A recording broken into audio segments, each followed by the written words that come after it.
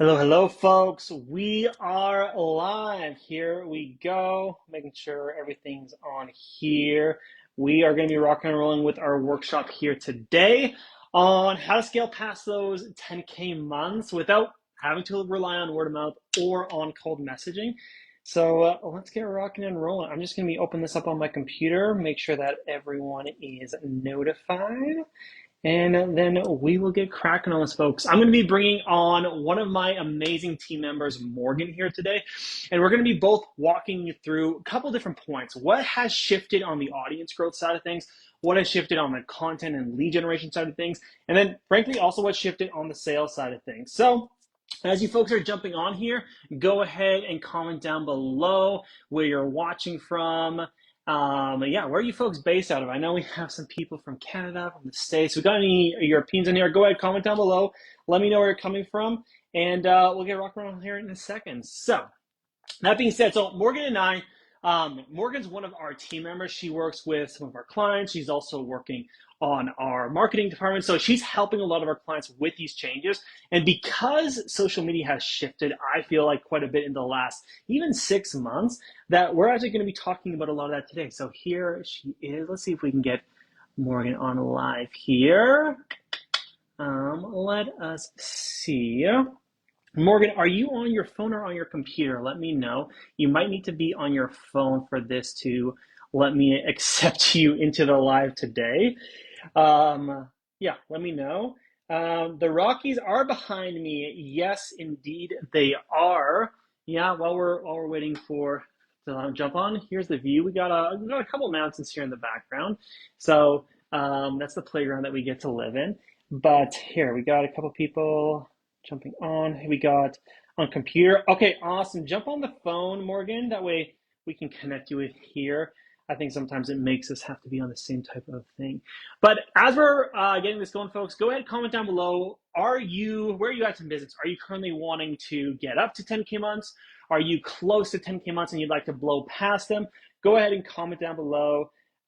Yeah, where you are at with your business. And we're going to be talking about all the things today. So really excited about this, folks. So we got some more people jumping on. There we go. We are adding Morgan in here. Yes, comment down below where you're at as far as your business. For wanting to get to 10K months, growing past it, etc. And there we go. We got a London here as well. London, North Carolina. We got Alberta, Canada. Michelle, there you go. Yeah, the background's probably going to be fairly familiar to you. So Sonja's wanting to get to 10K months. Love it. How about the rest of you folks? Let me know where you're wanting to get to. We're going to be talking today about what's helped a lot of our clients get to 10K months, but also some of the things that have helped them grow past. So it's going to be useful for you, whether you're wanting to get there or you're wanting to grow beyond it. Let's see. I'm not sure if, Morgan, you're getting my invite. I'll try that again. Let's go that. Send the invite. And we'll get rock and rolling. Up to 10K for Michelle. Glad to hear it. For Henderson, awesome, folks. There we go. There we go. Up to 10K for Michelle. Glad to hear it. For Henderson, awesome, folks. All right. There we go. There we go. Up to 10K for Michelle. Awesome. We are live, Morgan. Can you hear me good? Yes. Let me get my, am I sideways? It looks straight to me. It looks straight to me. It looks normal. Okay, perfect. Is it sideways for you? You know what? Facebook, on my last interview with the client, they said the whole time they looked like they were sideways. And yeah, I was like, sideways, but that's okay. Leave it to Facebook to literally have the worst thing in the world. Anyways, you are on. Everyone, say hi. Welcome to Morgan. Morgan's taking some time out of her day to jump on here and share some amazing stuff with all of you folks today. So anyways, before we dive in, Morgan, why don't you just share with everyone a little bit about you, your background and experience. I've already shared with them that you work with us here at CCI on the team, but just give a bit of an intro so that, yeah, we can kind of just get rocking and rolling.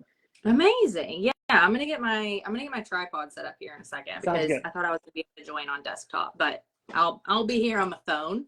So welcome to the live. So I am a part of the team here at CCI, but I also have my own online coaching business as well that I started back in 2016.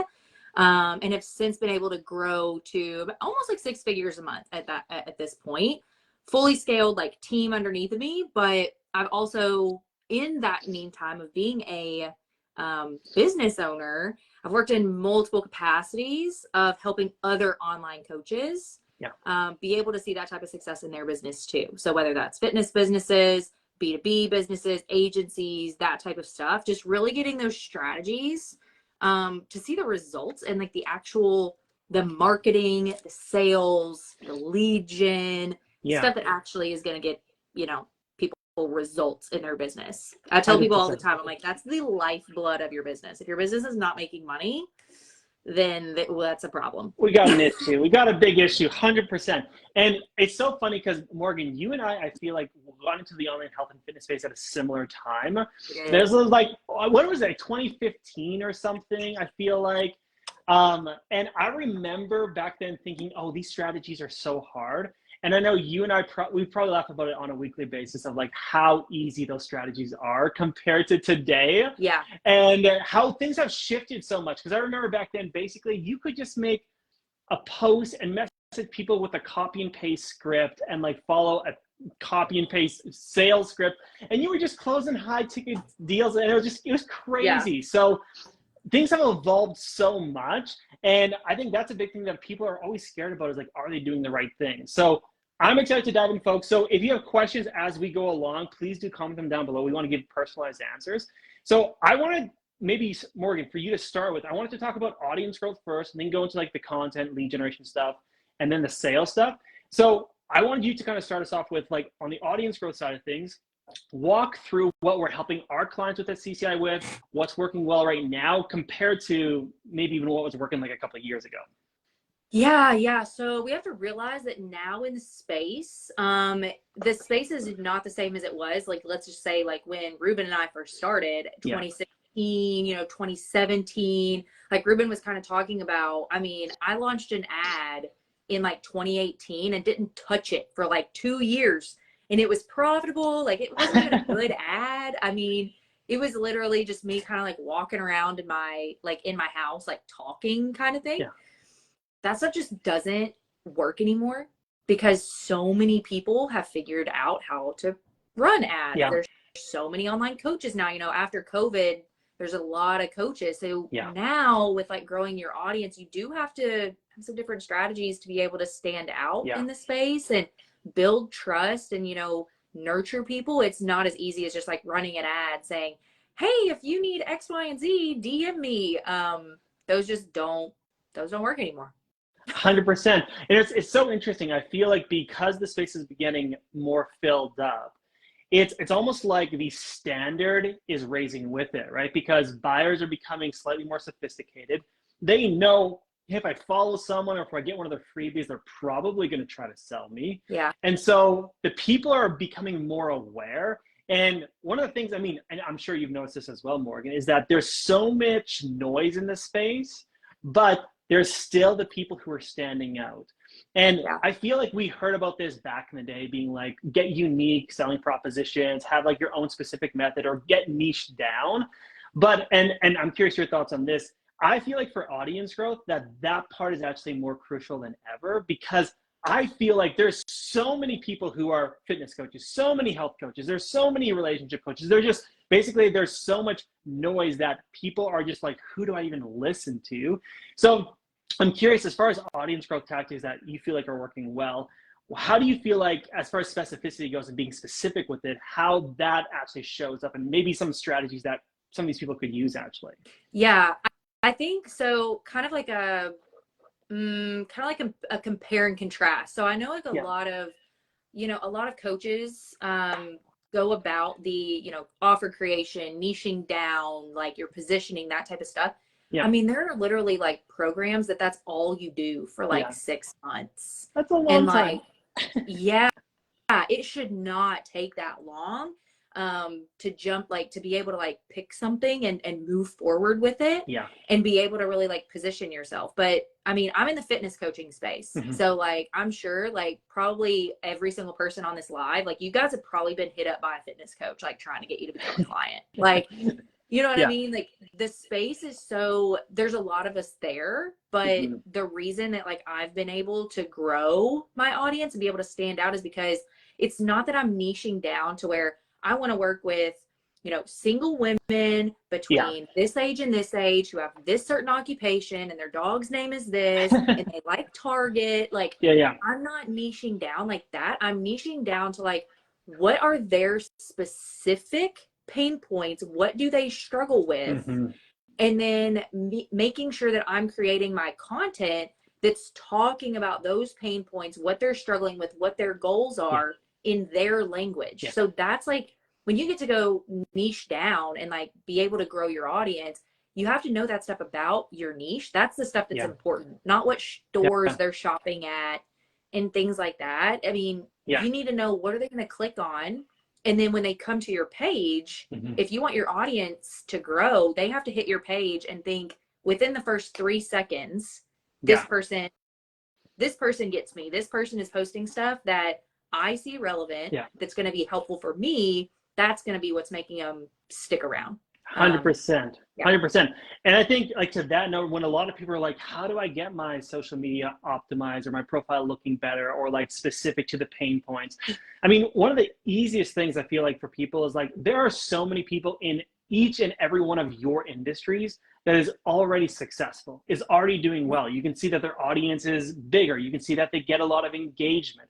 Is go study those, right? Because at the end of the day, success leaves clues. We all know that. And on Instagram or Facebook, you can see how they're setting stuff up. So if you folks, and by the way, folks, if you have questions about this and you want us to like answer them, go put that down below. But with Instagram, I'm like, you need to just go look at what's working well for people already. And on the audience growth side of things, I wanted to actually talk about this because I know when you and I both got started in this space, it was just like, we were all told, don't run ads. It was like, organic for new people. And then once you're making money, then run ads. Now, I'm curious actually your take on this because I have definitely shifted to where I'm like, hey, new entrepreneurs, there is a time and a place for them to actually spend some money on audience growth and generating leads because I feel like we've come to a better understanding of how it can work for new entrepreneurs. But I'm curious your take, Morgan, like for new entrepreneurs who want to grow their audience and maybe they have a small audience, what would you say are some of the paid strategies that you've seen actually work well as well? Yeah. The strategy that I see work the best, especially for audience growth, again, getting super clear on your ideal client's pain points. To be able to really present your ad in a way that's making, you know, whether the ad is running to, you know, a freebie or whether it's saying like, hey, follow me for X, Y, and Z, you still need whatever that ad is saying. It needs to be solving a pain point for your audience. So yeah, I mean, there's definitely space for it. Now also, I talk to a lot of entrepreneurs who are spending a ton of time getting opt-in pages, landing pages, sales funnels, and all of this stuff set up to run ads. That is brand new entrepreneur. There's no reason to be setting that up. But some more simple paid traffic strategies just to get more eyes on your content. If you have 100, 200, 300, less than 5,000 followers on Instagram, it's a good idea to maybe put a little bit of money, you know, behind some of your content just to push it out to more people because you don't have an audience that's going to push it out for you. Exactly. Yeah, exactly. I mean, and that's how the algorithms work these days is like you have to get decent engagement for it to push your content beyond your current audience. And you're absolutely right. The people of the smaller followings, there's simpler strategies. It doesn't have to be all connected to these automated pages and like the order bumps and all like the email nurturing. That has its time and place for sure. A lot of people who are scaling after 10K months, there's some more use of that. But for a lot of these people, and I always talk about it, like you just need to get the reps in. And when I mean the reps, I mean, you need to get the reps of content out there so people are engaging, the reps of conversations, the reps of sales calls.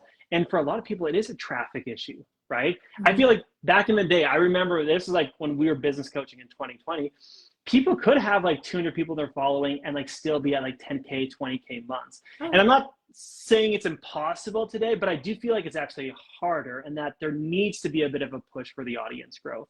So, and folks, actually go ahead and comment down below how quickly your audience is growing right now. I'm curious about that. Are you growing by 10 people a week, 20 people a week, 50 people a week? Comment down below, because for a lot of you who want to get to 10K months, and I'm actually curious, Morgan, your thoughts on this. From what I've seen, I've been seeing that most people need to be growing by like 50 to 75 new followers per week on average to be getting to those 10K months, because you just need more people seeing your stuff, more reps in. So folks, go ahead and comment down below where you're at with audience growth. And also comment down below which platforms you're using. I'm curious if you're using Facebook, if you're using Instagram. Now, let's talk about generating leads, because I know a lot of people think about like audience growth as generating leads, and in some sense it's getting a new lead. But a lot of the people even watching here today, I know they have some audiences, and maybe walk them through, Morgan, a little bit of some of the freebie kind of stuff that has been still working for you. I know, and you've been shifting actually some stuff up. You've been like trying some school group stuff, but maybe walk them through a little bit of that, because I think that could be very useful for them. Yeah, I mean, if you guys are thinking about audience growth, right? So these might be terms you guys are familiar with or maybe not, but we have like our top of funnel, we have middle of funnel, we have bottom of funnel, right? And this is just your client acquisition funnel. It doesn't, when I say funnel, it doesn't necessarily mean like a bunch of pages, like click funnel type stuff. So your top of funnel, that is your audience. They're top of funnel, they're here, they're following you, they're friends with you on Facebook, you know, that type of stuff, top of funnel. But we really have to move those people into middle of funnel, which is where they actually start opting into your content. You know, they're talking to you in Messenger. They're actually like telling you about themselves. And then from that middle of funnel, we really need to move them into like bottom of funnel. And those are the people who are getting on sales calls with you. They're the ones that are actually like wanting your help. So there is this kind of like your client acquisition funnel. To move those people from top of funnel into middle of funnel, that is where you have to showcase to them that you can help them with stuff. And you know, that's where like your freebies come in and your value pieces come in, and really being able to nurture those people. And one of the biggest things, and you guys might be thinking this, you guys watching this, is like, well, I don't want to like give everything away, because if I give all my content away and I give away all of the strategies, then no one's going to sign up with me. But like, that isn't what actually makes people sign up for a coach and like to sign up for help. People need help with the implementation. And the more value you can really provide, that's just showing them that you can help them with the implementation, above someone else who's just kind of giving these big overarching concepts and they're not really able to really put the pieces together. You know, and so really delivering those value pieces, you know, those lead magnets, those freebies, and having those kind of, you know, positioned in a way where it's, again, solving your ideal client's pain points. It's also allowing you to have more like attraction marketing, versus having to go out and do a lot of those like cold DMs and cold friend requests, and you're sifting through these Facebook groups of, you know, 20,000 people trying to find people. You can bring them to you instead, which also makes them feel like they found you organically, even though like you were very strategic about bringing them in. They feel like, oh my gosh, I just found this person on Instagram or on Facebook, and you have such good content. And then they, you know, they start moving through this like client acquisition funnel, and they're not just people just sitting in your audience at that point. Absolutely. And there's a couple of people that were commenting, Michelle O'Hara and Sanja, and they're talking about how, saying that they need to get 50 or 75 per week, they feel like they're dying on the inside a little bit. But this is so interesting, because a lot of people, they're like, well, let's say I want a client or 2 clients or even 3 clients a week. But if a lot of you, you're only growing your audience by that number, you're growing by 5, 6, 7 people a week, there's just no way that you're going to get clients from that type of volume. Right? Because when we think about volume, I often think about it like, okay, if you get X amount of followers, then you want to get maybe like 30% of those to become a freebie, then maybe 30% of those into a great conversation, then maybe 30% of those are client or whatever it is. And so these are all just incredibly important pieces to understand, is that if you want the clients coming in, you need a much bigger number of audience coming in. And so I think that this is just really critical for a lot of you folks, is to understand that audience growth needs to be happening a lot quicker. So now, who was saying it? Oh yeah, friend request, 25 per week. So I've actually been thinking about this, Morgan, because one of the things I've noticed recently, and I've actually been noticing with our clients, is that the people who have the more tangible freebies, or freebies that people can actually like use and get some value out of, seem to be winning. Like even when I give away anything free that someone's like, hey, I grabbed your 30 days of content and I posted it and I got followers off of it. Those are the people where it's like this instant trust, because again, back in 2020, you could basically just have like the fluff guide to all fluff. You could just basically be like, who wants this 3-piece guide on how to do X, Y, and Z? And people were like, yes, me. And it wasn't that valuable. Let's just be honest. And I was talking about this last week in a workshop that I ran, where I was like, you need to have better value pieces or freebies than you used to. And you need to make sure that people can actually like, they can take it and they can use it. Yeah. And I've been noticing this so much, is that when I have a lead grab a freebie and they actually do something with it, like someone grabbed my leads challenge the other day and they're like, I did what you did and I generated leads. They just had so much trust in anything else I was going to say because there was proof in the pudding, basically. And I'm curious if you've seen that a little bit yourself. Oh, 100%. I don't know if Mandy's still watching, but I literally just sent a Loom to Mandy that's on this live right now, literally like going over her freebies that she had. And that was my feedback. I was like, these have to be more tangible. We have to have things that are actually like getting them to do something, tactical strategy things, because like my best lead magnet is, I'll tell you guys what it is. It's just a macro calculator. I'm a fitness coach. And it's like, if someone can come in and get a guide from me that literally tells them exactly how much they should have to eat every single day. And if they go and they take that guide and they calculate their macros, they're like, okay, this is how much I should be eating. Got it. And then of course there's more nurturing after that. Because at the end of the day, those numbers aren't going to change their entire lives. They still have to be able to implement it. They still have to be able to work it into their lives and know when to adjust that. And what happens if, you know, these things in life pop up. So yeah, exactly. Mandy was like, I was just thinking this, literally my feedback to Mandy yesterday. And like, you guys have to think too, if someone is opting into a freebie of yours and it's not helpful for them, what do you guys think that they think about you? That you're not going to be helpful. So like these freebies, they shouldn't be just, oh, let me just create this freebie and like get something out there. Like they need to be really good. They need to be positioned in a really good way, because a freebie honestly like can make or break that trust, like with your potential, you know, with your prospects. Like if it's 100%. Not a good freebie, 100%. they're gonna think, oh, you don't get me. And then well, it's like if you go to Costco, right? And they have like those try these foods, like try out these different like types of new foods or whatever, like the free food. If you try it and you hate it, are you going to buy it? No. If you love it, you might actually. And so make your freebies actually, I often tell people, if you can make your freebies as good as your competitors' paid stuff, you're going to probably win, because give away the secrets, but sell the implementation. That's what this is all about. And so make sure that people are, and actually make sure that they're digestible as well, because sometimes we send freebies and it's like 30-page PDF of like so much. Making it simple and like quick to the punchline of like, do this today here. Making it very easy for them, like the macro calculator, very simple. I'm sure they click on it, it's literally right there. They can just literally like plug it in. Let's not make it complex, like make it valuable. Let's make it tangible. I found that not only does that, basically you're implicitly coaching them already, right? Because if they take something of yours and they do it, you are in that moment in their head kind of their coach, right? Like actually yesterday, this is a good example.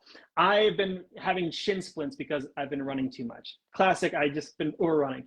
And I had someone online posted, I'm gonna do a free gait analysis and I'm gonna watch your running, like a video of you running, and give you an analysis on if you are overstriding or if you have too much pronation. And I was like, this is amazing. So I went for it, and guess what email I got today? They gave me an analysis, and there is a link to schedule a call, right? Like, it's very simple, and I'm kind of like, okay, interesting, maybe I'll think about it. But like, it was so easy for me to use and very valuable for me that I went after it. Like, there was literally zero doubt in my mind. I saw the story, and I literally went to put my shorts on to get on the treadmill. Like, it was like instant.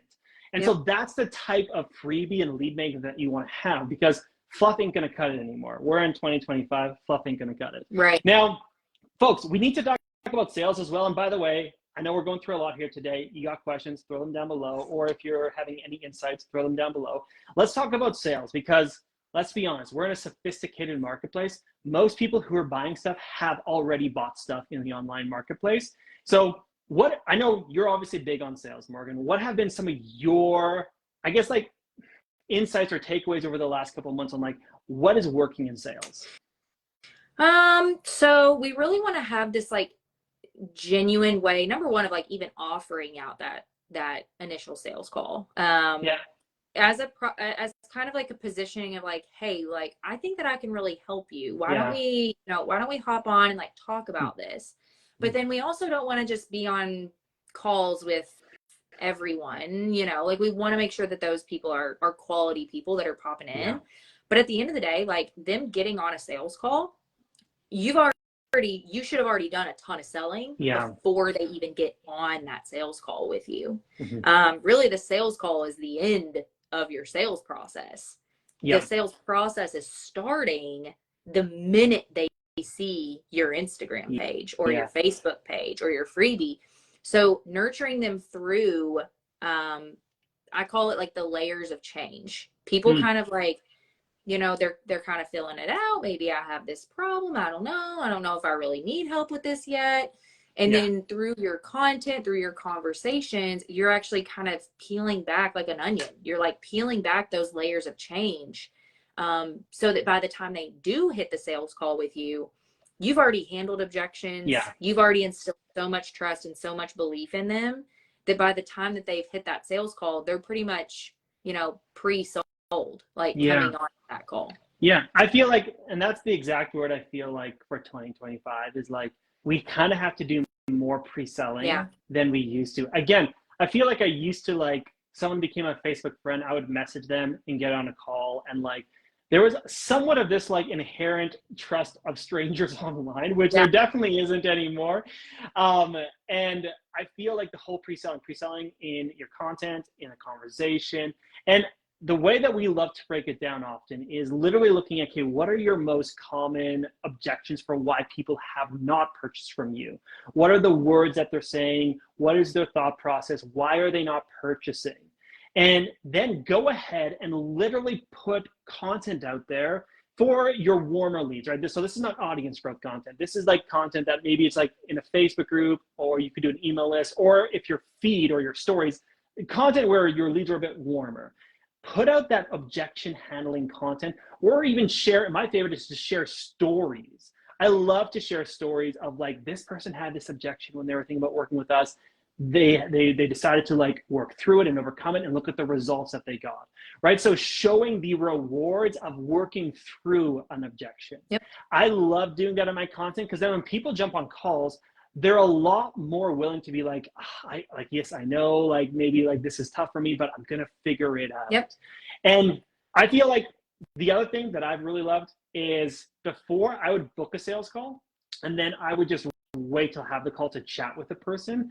I feel like those days are over. You need to now use that time when you book a call till when you have the call. Let's say it's 2 days in between or 3 days in between, to send them more stuff, to send them testimonials, to send them more free stuff, to even ask more questions. And I find that basically it's the old way of this was like, on a sales page, they would always say the longer the sales page, the more people will buy, because the more time they take to digest something, the more likely they are to do it. I'm using it in the same thing in the sales process of, I keep the conversation going. I just don't end the conversation until we literally have the sales call, so that we can have as much of a relationship built, right? The whole pre-sold mentality. Now, I'm actually curious, Morgan, when you kind of like teach people sales calls, how do you teach them to frame the call at the beginning? Because I feel like so many entrepreneurs, they kind of don't have a good frame, and therefore it becomes this like friend to friend conversation, and they never can gain the authority of like, I'm selling to you, or like, I have a solution for you. So what are maybe some of your favorite frames? Yeah. So one of the things to keep in mind when you're going through your sales, call, and just so you guys know, like backstory on me, I actually used to train people to become remote salespeople. So have a lot of like experience in the background of this, but you don't want to get friend zoned on your sales call, or you also don't want your sales call to become them just asking you a bunch of questions because they're just trying to get the answers and the strategy out of you. You know what I mean? Yeah. So to actually present, let me shut my door real fast because the FedEx guy just got here. My dogs are gonna. No worries. I'll answer some of these questions that are in the chat here. So the puppies. Oh, the puppies. Gosh, the dog. I know we have those issues too. So Eva's asking, what do you do with people who always say, I need your help, but because they're sick and don't have income to pay for your services? So this is a great question, Eva. So I'll be honest with you, like some people, so you have to find the people you can help who can pay for your services. A lot of people, what they'll do is they'll be like, okay, I can help this demographic with this pain point, but you also have to have in your ideal, basically client graph that they can afford your services. Because if they can't afford your services, they're going to have to get help from people who either have super cheap services or free services or some type of like charity program. So when you come up with who your ideal client is, part of who they are needs to be that they can afford your services or they're resourceful enough to find your services. So I would either look at growing your audience with more specific people, or I would actually look at making sure that like your content is speaking to the people who could afford it. So that's a really great question. Mandy has a question as well. Maybe Morgan, you want to answer this one? Yeah. She's asking, what's your thoughts on using a recorded 1-hour masterclass as one of my freebies? Is that too long? I don't necessarily think it's too long. It is probably like it is a good freebie, but I would also think about like there's a certain way that you can structure these freebies to make them actually lead into wanting to schedule a call with you. So it just depends on that masterclass and kind of like what the topics were and those type of things. And sometimes an hour long, people they stop watching. Like they stop watching it. So if it is going to be something that long, there has to be a lot of strategy behind what are you talking about and how are you laying that out so that people stick around. So usually they're a little bit shorter, like pack a ton of information into maybe like a 15-20 minute, you know, kind of like webinar presentation. So, but I got my sales frame here when I was okay. Yes, sales frame. Yes, let's go through that. So when you guys are jumping on at the beginning of your sales calls, number one, you always want to build like a little bit of rapport with people at the beginning. Just kind of break the ice, get them used to talking to you. So you can even ask them something like, "Hey, like where are you located? You know, like Ruben, see those mountains behind you? Like, are those the Rocky Mountains? Like what?" Just kind of like breaking that ice, but you can be strategic about that. And that's one of the things that we teach in CCI on the sales process. That rapport isn't just like, where are you located? Okay, cool. Anyways, like, let's go. Ask, you born and raised there? Oh, your husband? You met your husband there. Okay, now you know they have a spouse. You can grab a lot of information in that rapport that you can then use later on to make that sales process a lot more streamlined and a lot more easy. You can overcome a lot of objections. You understand, oh, are you born and raised there? No, we moved here, 2 weeks ago. I just moved into my house. That's important for you to know to close the deal. This person just moved, like their finances are probably all over the place, or they're about to move, so you can find out a lot of stuff there. And then from that just little 1 to 2 minute rapport, then you can move into your pre-frame. So a pre-frame would sound something, I have my script for my closers pulled up, and we literally say, okay, great. I'm really excited to talk more with you about your goals, get you going in the right direction. I want to respect your time. We have about an hour here. So you ready to get into it? And they're like, yeah. And you're like, great. So just so you know what to expect on this call, I'm holding authority right there. I'm letting you know, like, I'm running the call. So don't just give me a ton of information here. I'm going to ask you some questions, just see what you're working towards, what you need help with. And then if I think we can help, I'll go over a strategy with you. So my job here is to just help you be crystal clear on if this is the right fit, so that you are able to make that decision on either it's a yes, we get going today, or it's a no, and I'm going to steer you over to some other, resources. So if it's a yes on both sides, you ready to actually get started today? Or is there anything I need to be aware of, like what's happening in your life right now that might hold you back from that? Like we're framing that so hard that at the end of it, they're not like, okay, yeah, thanks for the information. I'll get back to you next month, and then you're like, all right. 100%. And that's so good because, and I think a lot of us, we want to be so kind and caring, but then we end up just never holding that authority. And I think there's a really nice balance where you can be so kind and friendly, but still have that authority. And I think it's actually a beautiful mix. So hopefully, folks, that was helpful. So we got a couple more questions here. Yep.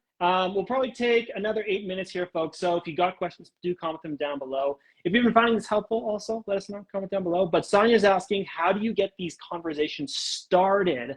I think she means message conversations. People stopped responding to the usual starters. I have some thoughts, but Morgan, do you want to start us off? Yeah. My biggest suggestion is getting those conversations started with your value pieces. For me, that's always been the easiest way. Is if they're opting into a value piece of yours, you already know their pain point. Yeah. If you're structuring your value pieces correctly. So for instance, we have a value piece, we have another freebie that's like high protein recipes, right? Like if someone's opting into that freebie, well, I now know that they don't know what to eat. They don't know what to eat to have high protein. So I can start that conversation by sending that over to them and saying, hey, are you trying to get more protein into your diet? And if they're like, yeah, cool. Why? And then just starting that conversation that way. So I can uncover their goals, uncover their pain points. So that's the easiest way that I've found is to lead those conversations with freebies. And if you constantly have kind of new things coming up in the business and you're creating value and you're creating other freebies, then you're able to kind of go back to some of these leads and re-nurture them. Hey, did you see that I'm doing, this webinar on Friday? Did you get registered for it? Here's the link to register. You can re-engage them by providing more value to them. I love that. I love that. And that's so important because I often tell people, they're like, how do I get people to respond more? Or even the next question was how do you determine what type of lead magnet? And my first answer is always what did they find interesting, valuable, or what did they want?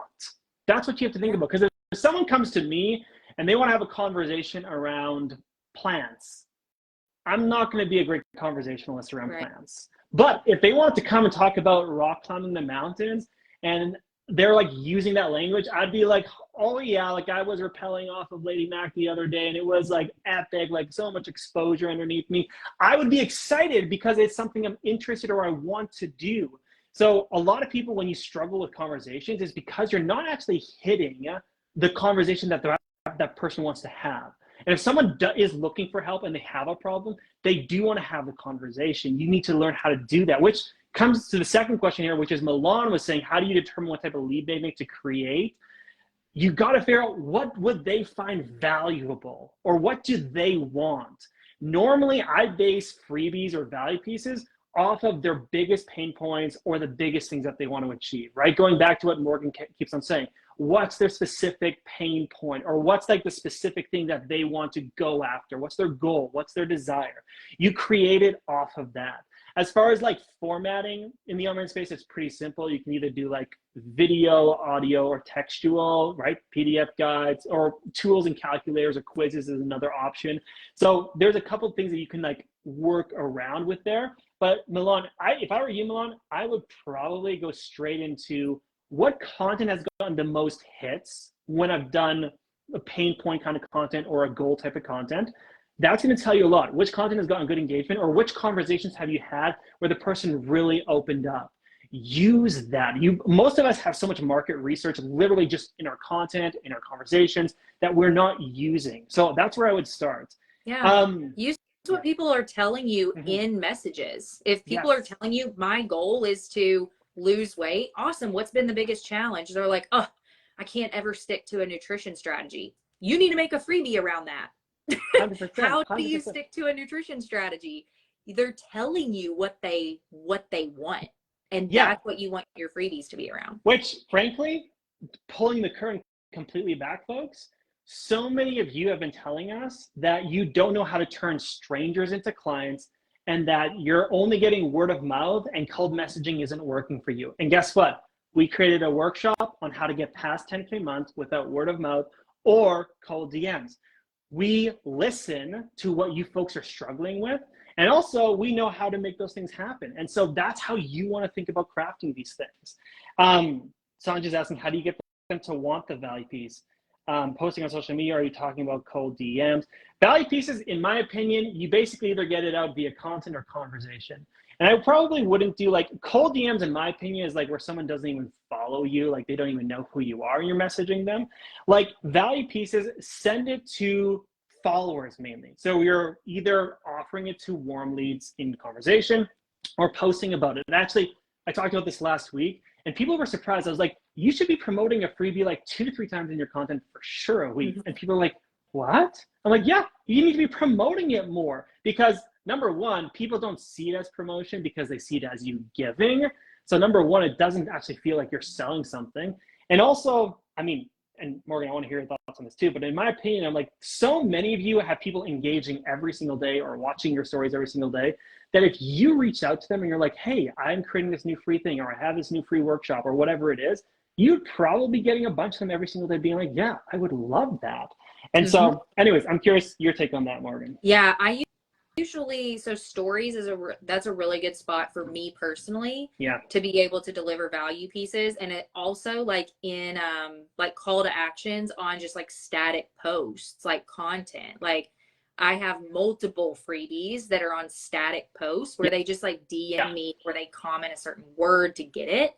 And then a lot of times too, like I'll create those freebies based on what people are, number one, telling me in messages, but I'll honestly, like, sometimes I'll just create the freebie with my audience, which then increases your opt-in rate because they feel like, you know, they actually were a part of it. So for example, so there's a lot of women on this live. So you guys know, like that time of the month, we get some crazy cravings, right? Which is hard in fitness. Like if you go a whole week out of the month and you just eat pizza and ice cream and brownies, you're going to undo all your fitness progress, right? That was a pain point a lot of people told me that they had, was like cravings. And I was like, okay. So I got on my stories. I told this like storytelling is really powerful, guys. I got on stories and was telling this story about how I cooked my boyfriend dinner. I burnt it. And then of course, because I'm emotional, I was like crying that I like burnt the dinner and he didn't want to eat it, which like obviously it's burnt food, right? So then I was like, you know, and then, you know, so I know I'm just like hormonal. I know I'm just like emotions are everywhere. Guys, who like actually has like awful cravings during this time? Like, is it just me? And then of course, put a poll up. People are like, yes, yes, yes. So then I'm like, okay. So then the next day I get on, I'm like, you know what? I'm thinking about creating this ebook for you guys to like help out with these cravings. What do you crave the most? Put a question box up. They're telling me. I crave chips. I crave this. I crave this. I'm like, all right. And I make this ebook and literally have swaps for every single craving that they told me that they had. Literally went nuts when I actually created it and was like, hey, I created this, went back to all those people that voted on my poll, voted or put the, you know, the questions in the question box, whatever, as far as like what they crave. And I was like, hey, I have this ebook. Do you want it? You know what I mean? Like creating stuff alongside your audience. So it's not about just like cold DMing someone being like, hey, you want this thing? You want them to tell you that they want it. I love that. Yeah. I love that. And for many of you, it can be very simple, like Instagram stories or even on Facebook. I've often told people just post something being like, hey, I'm thinking of either creating this, this, or this. What do you want? And like people will tell you what they want. Like oftentimes we're like brainstorming in our mind palace, like, I wonder what people would want. Just go ask them. Like it's very simple. Go ask them. You can literally even go to Reddit or Quora and look at what people are saying about different topics. Like it doesn't have to be complicated. So absolutely, folks. Have you been getting value today, folks? Comment down below yes if you have. If you have any final questions, throw them down below. I wanted to make sure that you got some tangibles here today. So definitely let me know if you did get some tangibles. So here's what I wanted to do today to end the workshop anyways, is Morgan is actually wanting to take a couple calls next week with people from this workshop who are interested in getting past 10K months and maybe learning a little bit more about how we teach our clients in CCI to do it. And so I'm going to be throwing down below her link so that you can book a call with Morgan, and she can kind of look over your social media, look over your audience growth, your content, your freebies, your sales process. So if you're wanting to have a conversation with her so that she can actually help you understand how at CCI here, we can help you with all of these pieces, go ahead and book something in. We're pretty chill people, but we're also here to serve your business. So don't be afraid at all. Oh, we got some questions. We got some questions here. Would you suggest leveraging your personal Facebook for leads as well? Without knowing too much, I would say yes, Michelle. Morgan, what would you say? Yeah, I would definitely say yes. The people who are in your all's audience, they already know, like, and trust you. Yeah. Like your personal pages, like those people are probably that's low hanging fruit for you. Yeah, 100%. 100%. Yeah, I completely agree, Michelle. And Amy was asking, what if you have people watching your stories but no one's engaging, commenting, or in comment box? My first take, Amy, is that we're not posting stories that are like actually relevant or interesting enough to them. I often, like, if I post, like, I'll post some stories and one day I'll get like massive hits. I'll get like a lot of people reaching out or voting. Then the next day it'll be like none. And I'm like, okay, that topic, either I didn't do it justice, like I did a terrible job wording something, or they just care about this way more. For example, even like we run ads here at CCI. So we came up with 3 freebies. We came up with a content freebie, a lead generation freebie, and a sales like toolkit. In my mind, I was like, people are going to grab the sales toolkit because it was like, that's where I put the most time and effort in. Guess what? Less than 3% of all the leads we got wanted the sales toolkit. It was like 75% wanted the content thing. And I was like, huh? But guess what? I don't decide what my audience wants. They do. And so you have to figure out, like, Amy, if I were you, I would, again, look at your content or think back to the stories or content that has performed the best and try to post more content that's aligned with that, as long as it obviously still aligns with your business and how you help people. Because, yeah, if people aren't engaging, there's a reason. And a lot of times we like to blame the algorithm or blame other people. I'm always like, guess what? You can't control results then. Take responsibility to change your content so that they are interested in it. So anyways, and that's my point. Amy, there's another like little piece to that too. You can do market research and see what's actually people are engaging with. Like, go look at other people in your space. What type of topics are people actually engaging with?